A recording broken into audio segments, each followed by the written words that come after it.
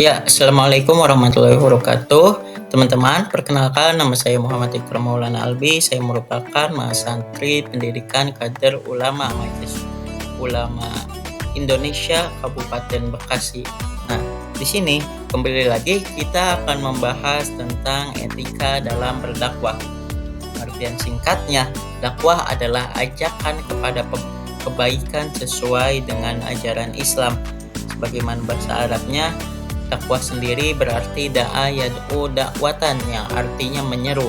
Secara singkat, dakwah dapat diartikan sebagai sebuah seni untuk menyeru, mempengaruhi, atau mengajak seseorang ke jalan yang lebih baik. Dalam konteks Islam, dakwah sendiri adalah mengajak kepada jalan yang diridhoi oleh Allah Subhanahu wa taala.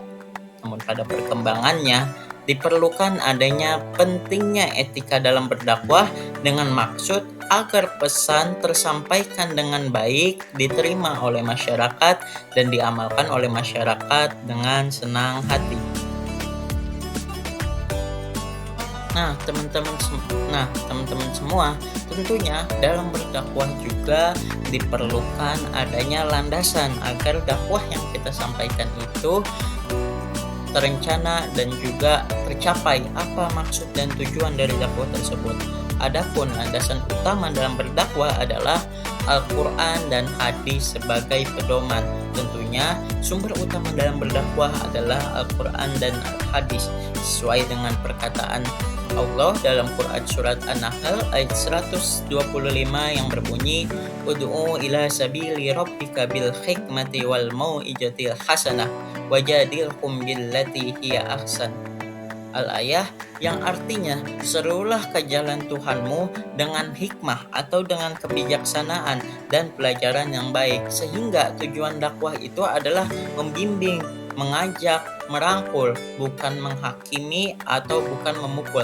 Jadi artinya dakwah yang kita sampaikan itu bisa masuk ke hati masyarakat, diterima dengan masyarakat dengan tenang, nyaman, dan juga masyarakat tidak terbebani atau masyarakat tidak merasa berat untuk menjalankan pesan dakwah yang sudah kita sampaikan. Nah, kita masuk ke pembahasan inti, teman-teman.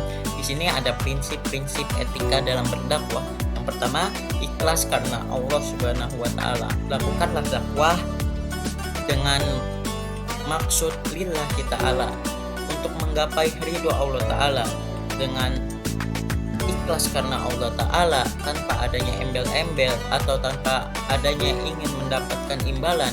Maka pesan dakwah yang murni tersebut bisa tersampaikan kepada hati jemaah dengan perkataan yang bersih, dengan hati yang ikhlas, maka diterimanya pun bisa dengan hati yang ikhlas. Kemudian santun dan lemah lembut.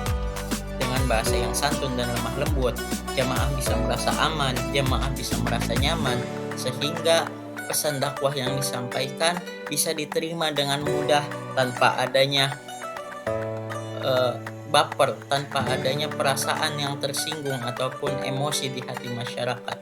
Kemudian menyesuaikan bahasa dengan audiens. Kita perlu melihat dahulu audiensnya itu dari jenjang pendidikannya seperti apa, dari rentang usianya seperti apa, atau mungkin dari letak geografisnya seperti apa, sehingga kita bisa menyesuaikan bahasa dengan audiens dengan digarisbawahi bahwa bahasa tersebut menggunakan bahasa yang mudah dimengerti para masyarakat, kemudian juga bahasa yang santun dan lemah lembut.